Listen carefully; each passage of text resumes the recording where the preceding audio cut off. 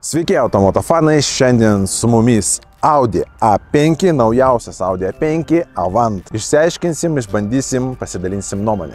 Premium Platform Combustion, PPC, yra nauja Volkswagen grupės sukurta modulinė platforma, skirta automobiliams su vidaus degimo varikliais. Ji laikoma tolesnė MLB platformos plėtra ir debiutavo 2024 metais kartu su Audi A5 modeliu. PPC platforma leidžia integruoti lengvojo hybrido MHEV, taip vadinama liaudiškai sistema, su KEM 8 V elektros sistema, taip padeda sumažinti CO2 ir leidžia mild hybridą integruoti į dizelinius Audi variklius.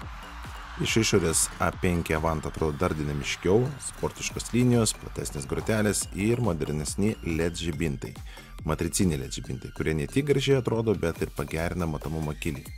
Viduje visiška skaitmenizacija, vairuotoja pasitikė nauja multimedijų sistema su net trimis ekranais. Nors PPC platforma skirta vidaus degimo varikliams, ji yra pereinamoji platforma link visiškai elektrinių modelių. Planuojama, kad nuo 2029 metų ją pakeis dar naujasis Scalable System Platform SSP, kuri leis gaminti ir visiškai elektrinius elektromobilius. Atnaujintas Audi 2 litrų 4 cilindrų dizelinis variklis, kuris išvysto 204 arklių galių jėgą ir 400 Nm sukimo momentą. Lengvojo hibridinio sistema su KEM 8 V baterija, leidžiančiai taupyti kurą ir mažinti CO emisijas. Tai stabdantis ir kopiruoja energiją ir net sugeba kažkiek važiuoti vien elektrą. Gana apvalus sportinis dizainas, kaip matote iš šono automobilis taip ir kvepia sportiškumu. Apie Audi dizainą galima kalbėti daug, bet turbūt abejingų jis nepalieka. Koksgi privalumas tokio korpuso, tokio dizaino? Tai didžiulė bagažinė. Automatinė užuolaidėlė. Kaip matėt, pati juda į priekį ir atgal. Bagažinė kokybiška, turim 12 V rezetę, turim galimybę nulenkt priekinės sėdynės iš bagažinės pusės, paspaudžiam ir nusileidžiam.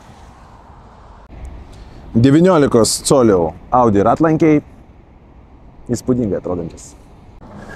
Gale, ką mes turim čia? Ogi sėdynės tokio sportinio tipo, papildomos erdvės kojom. Tai jeigu jūs sėdit važiuot kaip aš, tai kojom komfortas pagerintas. Aišku, vietos čia nėra per daugiausia. Kokybė, tai faina Audi sėdinio kokybė. Odinės, tvirtos, tokios puchlos, kaip sakoma, tai man patinka, tikrai. Senas geras draugas mūsų porankis, nieko įspūdingo, bet kokybiškas.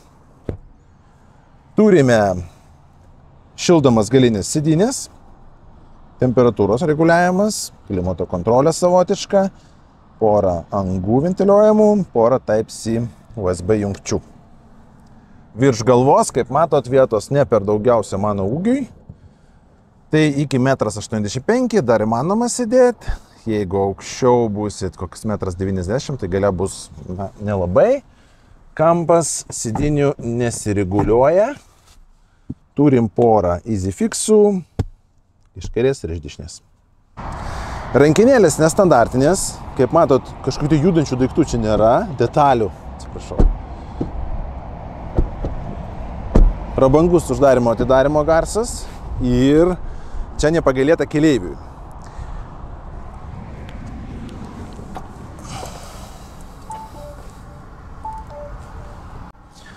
Keleivis turi savo atskirą planšetę arba atskirą ekraną. Tai čia galima šiaip valdyti labai daug ir navigaciją pažiūrėti, ir apsus, radiją perjungti. Kiek laiko galim pažiūrėti, kur važiuojam.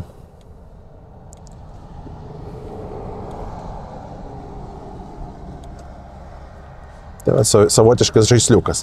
Žinot, man toks jausmas, kad buvo anksčiau automobiliai, kur ekranas papildo automobilį, o čia toks jausmas, kad šitą ekraną papildo automobilis. Atvirkščiai. Jau gaunasi taip, kad pradžiai toks jausmas pagamina ekraną, didžiulį, fainą, na, kaip televizorių vos ne, o po to gamina automobilį. Vairas reguliuojamas, tai su mygtuko pagalba, toks kaip joystickas, va ta pačia. Galima jį sureguliuoti, tai toks premium elementas. Iškart krenta į akis, kai tik atsisėdi į priekį, aišku, tas ekranas, multimedija, didžiulis ekranas, toks vientisas, didelis, fainas. Ar jis lagina, patikrinsim. Greitai veikia, labai greitai veikia iš tikro. Daug apsų, ir Apple CarPlay, ir Android Auto. Galima reguliuoti head-up display'ų, galima reguliuoti brightness, na tai yra keleivio papildomas ekraniukas. Ko aš čia pasigendu ir ko aš labai norėčiau, tai fizinių mygtukų. Pavyzdžiui, temperatūros valdymo, nes kai tu vairuoji ir nori kažką perjungti, tai reikia smaigyti tą ekraną. Žinot, tai gali būti ne taip patogu, jeigu būtų mygtukai fiziniai, tai, pavyzdžiui, temperatūrą padidinti, pamažinti, tai paspaudi ir sumažinti. Čia viskas yra touchscreen.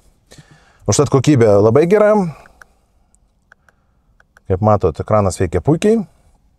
Ir ko aš čia, duokit man, ko aš čia labai vertinu, tai amazing kokybės head-up displays. Pavairuosiu, dar jums parodysiu, kaip atrodo, bet tikrai amazing kokybės. Vienas iš geriausių rinkoje. Gan kokybiškas Audi vairas su touchscreenais.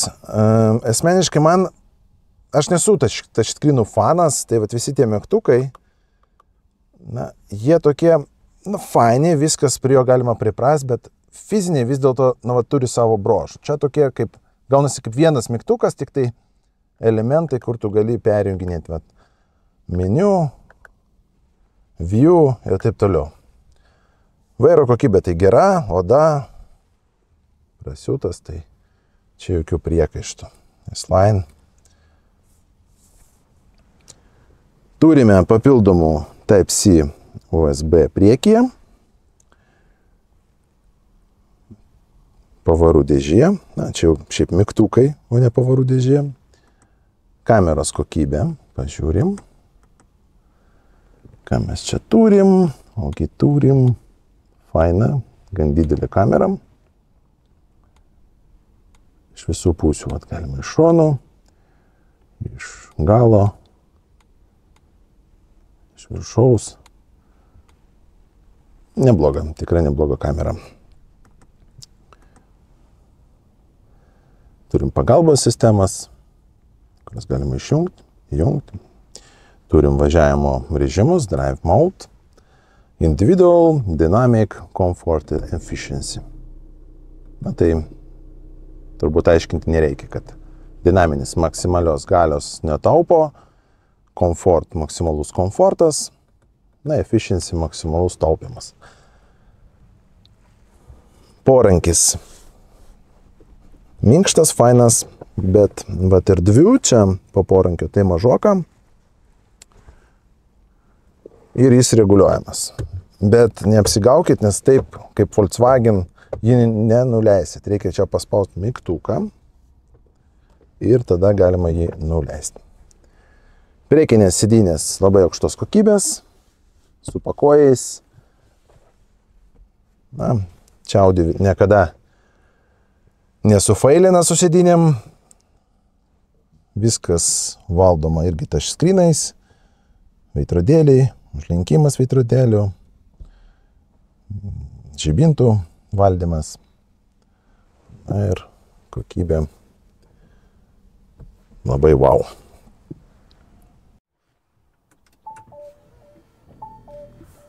Automatinis vairas,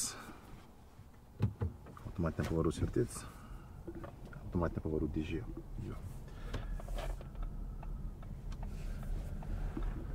Tai pirmas įspūdis, kai tik pradedi vairuoti Audi, sėdi žemai, sportinis labai jausmas. Dizelinis variklis 2.0 TDI, mild hybrid sistema. Tai padeda vairuoti ir taupyti kurą. Gan gerai subalansuotas, vat kai tu važiuoji, jauti tą balansą. Vairas, kaip tu valdai jį. Ir man kas patinka, gerai subalansuotas vairo sunkumas. Jis ir sunkus, ir lengvas vienu metu. Tai fainas jausmas, laikyti jį patogu. Head-up displejus, vienas iš top rinkoje. Jis absoliučiai nelagina ir labai švelniai veikia. Toks jausmas, kad 60 fps kokiu. Vat pažiūrėkit, jis mato linijas, iškart parodo. Čia, žinot, aš tokį panašų mačiau Bentley automobilį, na, jo kaina, aišku, virš 200-300 tūkstančių eurų. Tai, pat, galima pasakyti, Bentley projekcinis ekranas atsirado Audi A5. Garso izoliacija aukšto lygio, tikrai viena iš top rinkoje.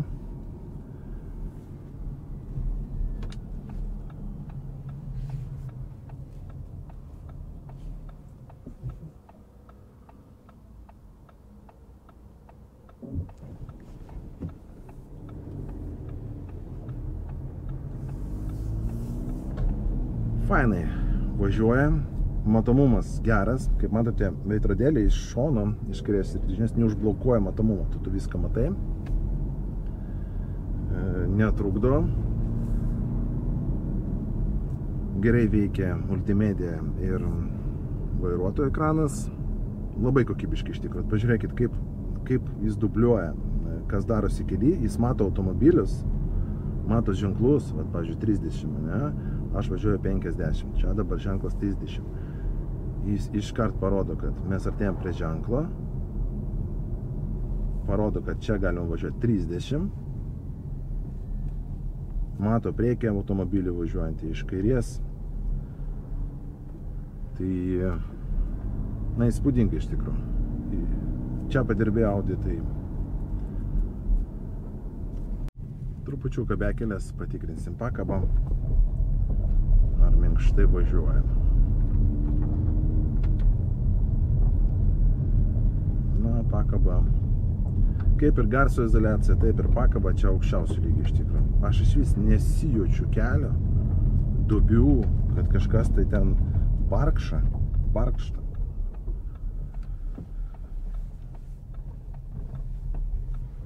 Absoliučiai top lygio pakaba.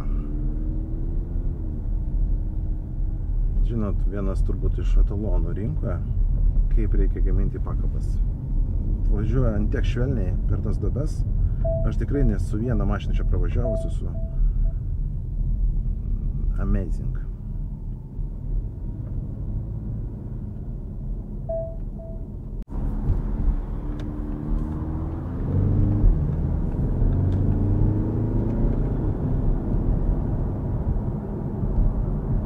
Galios tikrai pakanka, apie 200 arklio galių turintis automobilis, dizelis, tai plus mild hybridas, kuris dar priduoda tų sukimo momentų Newton metrų.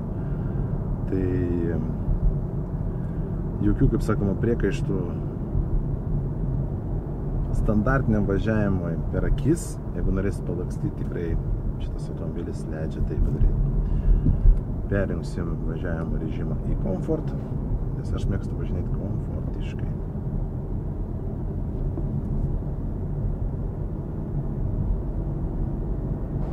Na ką, pasibaigė mūsų bandomasis važiavimas, tai reziumuojant, koksgi verdiktas, kokie pliusai minusai. Tai pradėsim nuo pliusų. Įspūdinga pakaba, iš tikrųjų važiuojant bekelę, na, nieko nesijaučiu, tarsi plaukia automobilis. Tai čia amazing Audi padirbėjo.